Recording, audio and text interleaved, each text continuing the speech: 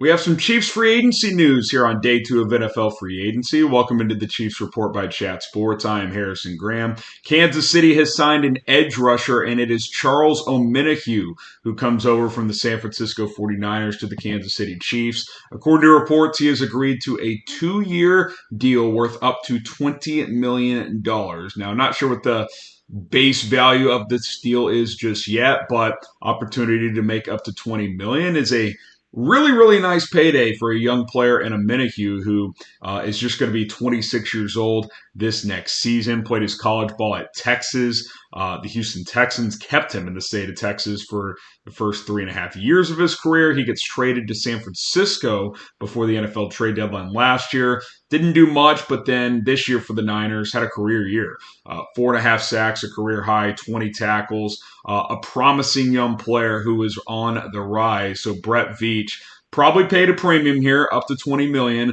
but is banking on his continued improvement. So adding him to the fold, to a defensive line that could have a lot of new faces, right? You know, Frank Clark is no longer in the fold. Kalen Saunders is a free agent. So is Derek Nottie. Carlos Dunlap's a free agent. So this front four could look a little bit different at some spots while certainly looking the same at some other spots. But Charles Omenihu, with that contract, a potential starter, I think in an ideal world, he's like a heavy rotation pass rusher. That's what he's been before this. But again, you think about him playing in San Francisco next to the likes of Nick Bosa, Eric Armstead, Samson Ebukam, some talented defensive linemen. It's very possible and probably even likely that he will be in line for a bigger role with the Kansas City Chiefs. And I would say that that contract reflects that. I mean, that's starter money for most teams. Now, maybe he's not a starter, but just plays a lot, is like your fifth defensive lineman. That could be a possibility as well. But I definitely expect Omenihu to play a lot for this football team in the year 2023 and 2024, assuming he does play out the 2-year contract with the Chiefs. What is your one-word reaction to the signing of Charles Omenihu? Let me know down in the comments section below your one-word reaction to Kansas City signing Omenihu to a 2-year deal. My one-word reaction is needed, even if it's an overpay. So 2 words there, needed and overpay. I think it is an overpay, but that's also the cost of doing business in free agency. And if you're going to overpay, do it for a young ascending player. And I think that's what you're getting in Omenihu. Again, I want to circle back to mentioning the point of he just received really good coaching in San Francisco and played next to and with some talented young defensive linemen. I mean, playing next to a guy like Nick Bosa, that's a lot to take in and learn from. Playing with a guy like Eric Armstead is valuable. There's leaders and dogs on that all over that 49ers defense. So I think there's lessons and values to take away from that if you are Charles Omenihu. And now you look at this as an opportunity to join, the defending champions in the Chiefs and play a bigger role than he was in San Francisco. So for him, you can't ask for a better opportunity. You just got paid a life-changing contract. You're going to a team that needs pass rushers, and you're having a chance to go chase a Super Bowl. I mean, that's got to be an awesome thing for a young guy like Charles Omenihu. Make sure you guys are subscribed to the channel because whether we're at home or we're in the studios, we're going to get you guys the latest Chiefs news and rumors. Free agency is ongoing. Lots of moves still to be made, I am sure. So subscribe. Don't miss any of it. This is the time of year to do it as the Chiefs are making moves. So Omenihu in the fold. What does this front four look like? Well, you've got Chris Jones, obviously, who is your superstar. I think a contract extension could be in the works and is very likely this offseason. George Karlaftis, rookie edge rusher who will enter his second year next year, came on really strong second half of the season. I think he's got a bright future. I'm a big fan of his. Obviously, no more Frank Clark. So on paper right now, with Carlos Dunlap also as a free agent, I think that Charles Omenihu and George Karlaftis are your two starting defensive ends. Chris Jones is your three-tech defensive tackle. But then who's your one-tech? Kalen Saunders and Derek Nottie are free agents. I would like to get one of those guys back, preferably Saunders, but at least one of those players back.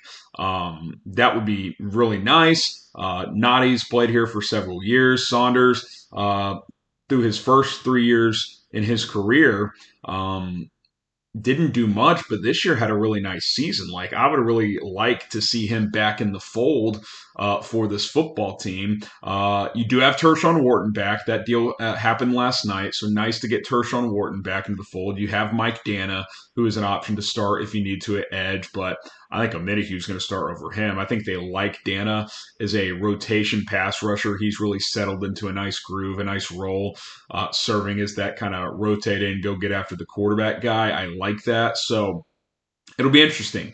It'll be interesting to see what other additions are made. I definitely think more moves in free agency and or the draft could be in the works on this defensive line. And it's a defensive line that was good last year, was second in the NFL in sacks behind just the Philadelphia Eagles. So you'd like to bring back as many of these guys as you can. Obviously, Clark's not going to be back, but, I look back at that one tech spot, Saunders, Nottie, maybe you bring Dunlap back as a rotation edge rusher. I think some of those type of moves could make a lot of sense. Okay, other things just circulating in free agency. Obviously, the moves that the Chiefs have made. Jawan Taylor letting Andrew Wiley go to the Commanders, moving on from Orlando Brown. Taylor getting that big 4-year, $80 million contract with $60 million guaranteed to presumably play left tackle, which he's never done in his career. Now, I mentioned it on the show earlier today in the studio that there is a rumor and a report out there that the Chiefs have had discussions with the Texans about Laramie Tunsil. If that were to happen, Taylor would presumably go back to right tackle, and Tunsil will be your left tackle. It's a very interesting idea. Your offensive line would be unbelievable if that happens. I'm not sure it will. It seems unlikely, but you never know. I did want to add this as well on Orlando Brown. Adam Schefter on NFL Live earlier today said that the holdup on Orlando Brown right now and why he is not signed with a team is that he wants to play left tackle, but more importantly, wants to be paid like a left tackle. And Schefter said the league views him as a right tackle. Remember when the Chiefs traded for him? He had just played his third season with the Ravens, and he spent that year as a left tackle, which is why he requested a trade, because the Ravens told him they were going to move him back to right tackle with Ronnie Stanley being healthy. He said, no, I want to be a left tackle, so they traded him to the Chiefs. Had 2 good years here, not great, certainly up and down. But it's interesting now to kind of fast forward, and for Schefter, who's very tapped in, saying the league views him as a right tackle.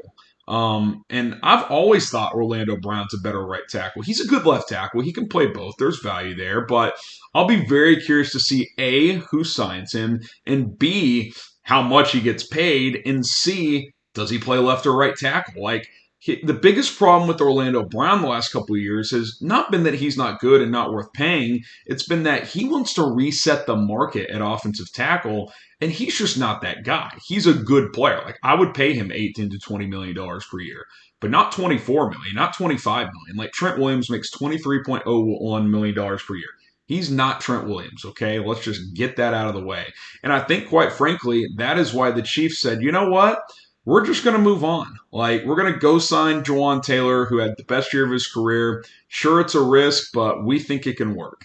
And now Orlando Brown is on to who knows where. It'll be very interesting to see how that plays out. What do you guys think? Predict it down in the comments section below. Where do you think Orlando Brown will play in 2023?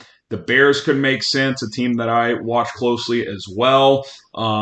Could he be somewhere else? I don't know. It's going to be an interesting situation to see how it plays out, but it's not going to be the Chiefs. That would be quite the turnaround. Hey, we're actually bringing you back, and maybe you play right tackle. No, I don't think that's going to happen. Other Chiefs free agents that are still out there: Juju Smith-Schuster, what happens there? McCole Hardman, what happens there?